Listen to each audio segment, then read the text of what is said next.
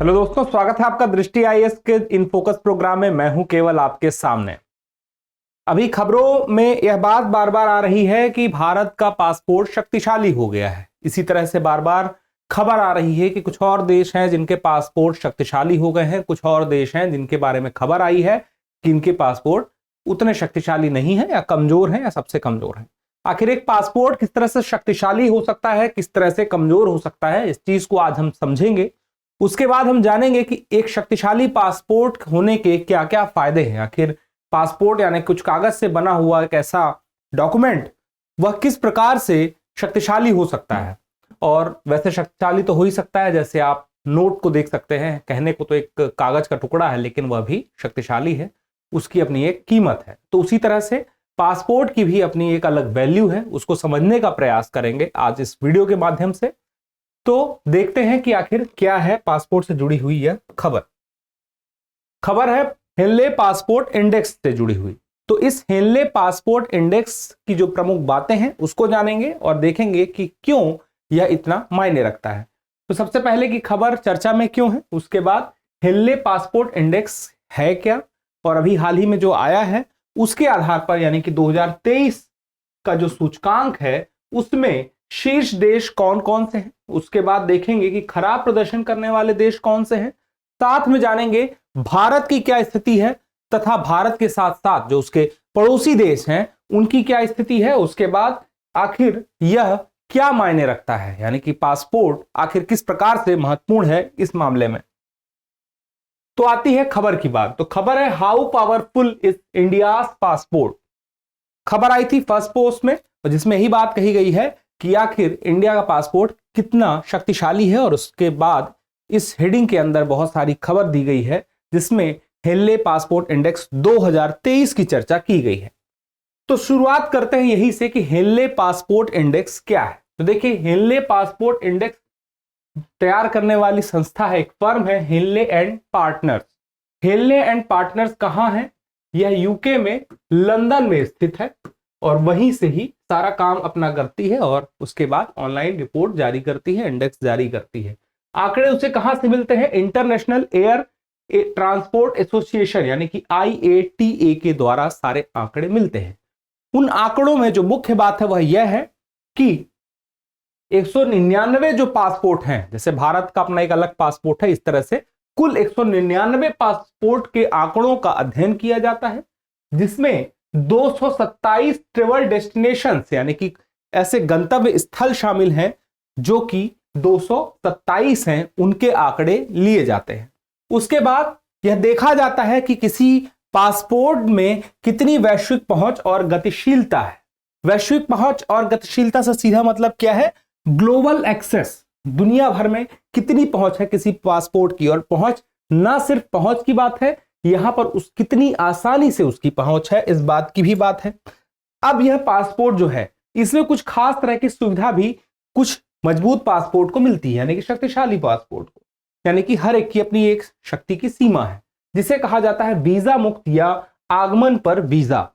कोई पासपोर्ट कितना ताकतवर है उसका पता चलता है कि उस पासपोर्ट के माध्यम से, उस देश के पासपोर्ट के माध्यम से कितने देशों के द्वारा वीजा मुक्त आगमन मिलता है, या फिर आगमन पर ही वीजा, या कहते हैं ना वीजा ऑन अराइवल एक्सेस, या तो फ्री वीजा, वहां के लिए आपको फ्री वीजा। तो ये दोनों सुविधाएं पासपोर्ट के आधार पर होती हैं, यानी कि हर देश के पासपोर्ट के लिए अलग अलग देश सहमति व्यक्त करते हैं।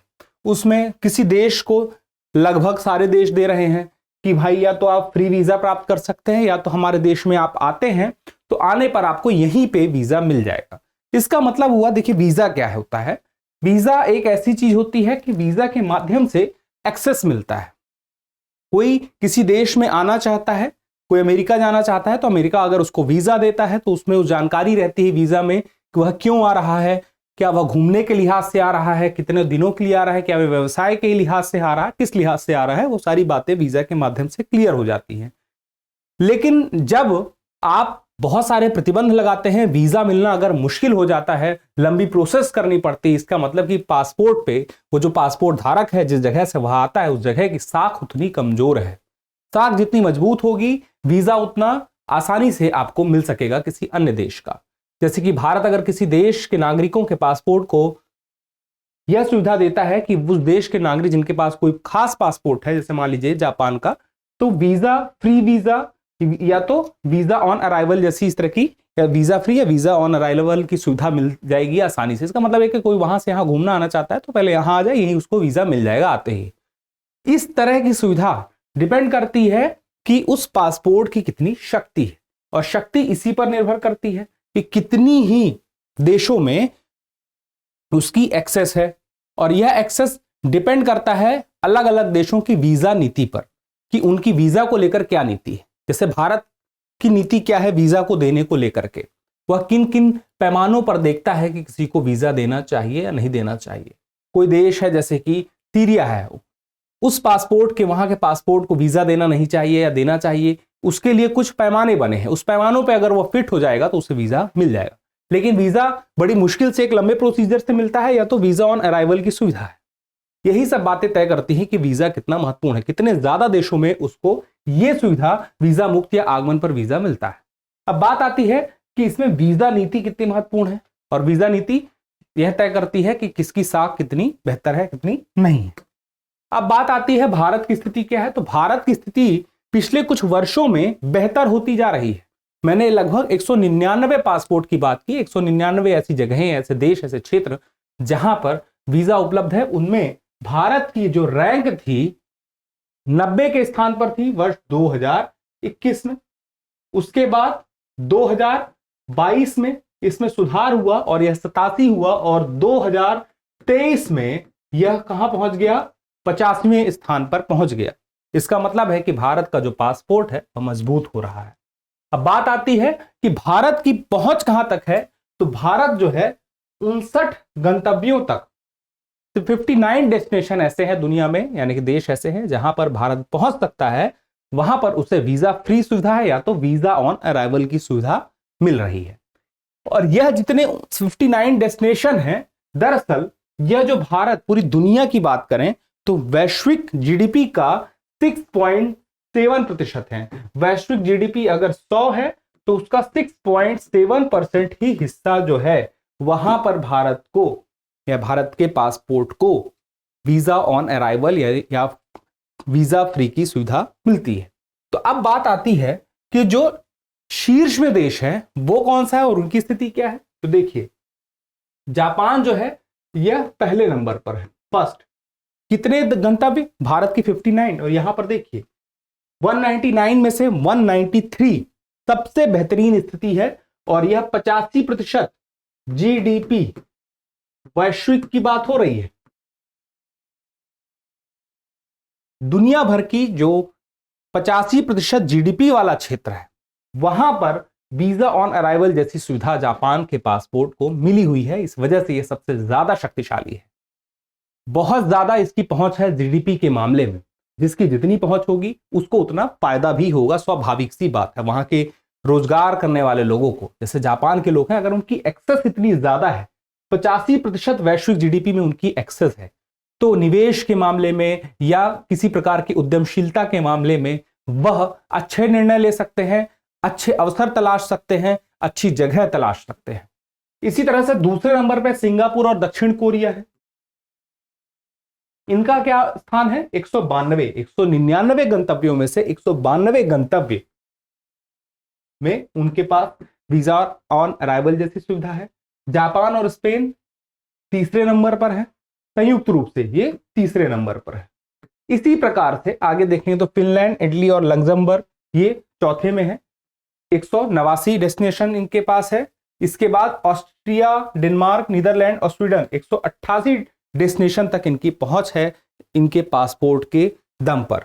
तो अब बात होती है कि शीर्ष के बाद खराब प्रदर्शन करने वाले देश कौन से हैं। देखिए, सबसे खराब प्रदर्शन अफगानिस्तान का है, और यह नाम सुनकर आपको जरा सा भी ऐसा नहीं लगा होगा, अचरज नहीं हुआ होगा कि कोई अजीब बात हो गई।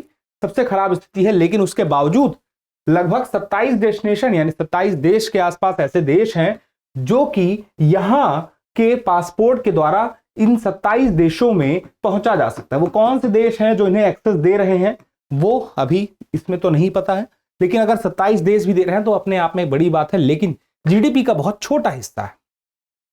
उसके बाद देखिए Iraq, Syria, Pakistan, Yemen. Bharat का पड़ोसी देश पाकिस्तान, सिर्फ 32 गंतव्य, स्थान कहां है 106, भारत से काफी पीछे है।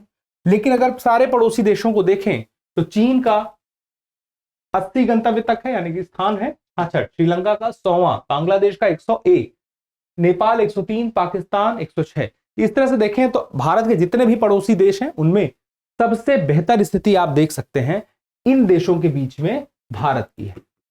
कुछ और देश है जिनकी स्थिति भारत से बेहतर भी है। अब बात आती है शक्तिशाली पासपोर्ट के क्या मायने हैं। देखिए, पासपोर्ट का शक्तिशाली होना किससे निर्भर करता है? वीजा मुक्त या आगमन पर वीजा से, ठीक है। अगर ऐसा है तो इसका मतलब हुआ कि उस देश के लोग ज्यादा से ज्यादा दूर तक उनकी एक्सेस है, ज्यादा जगहों पर उनकी पहुंच है, जिस वजह से बहुत सारे निवेश और उद्यमशीलता के जो अवसर के मामले हैं उनमें उनके पास अधिक स्वतंत्रता है और साथ में अवसर भी है और विकल्प भी है।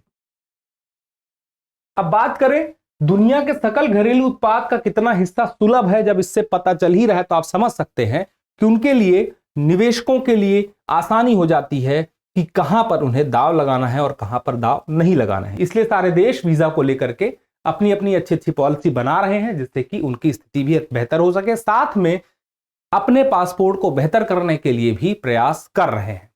तो इस प्रकार से यह टॉपिक था। अब बात आती है अभ्यास प्रश्न की कि हेनले पासपोर्ट सूचकांक 2023 में शीर्ष देश कौन सा है? आपके ऑप्शन है सिंगापुर, दक्षिण कोरिया, जापान और अमेरिका। अब एक मुख्य परीक्षा का अभ्यास प्रश्न भी देख लेते हैं। हेनले पासपोर्ट सूचकांक में शीर्ष देशों को अन्य देशों की तुलना में क्या लाभ है? टिप्पणी कीजिए। आप अपना उत्तर कमेंट बॉक्स में देना ना भूलिएगा। जल्द ही मिलते हैं अगले वीडियो में। तब तक के लिए स्वस्थ रहे, मस्त रहे और पढ़ते रहे। धन्यवाद।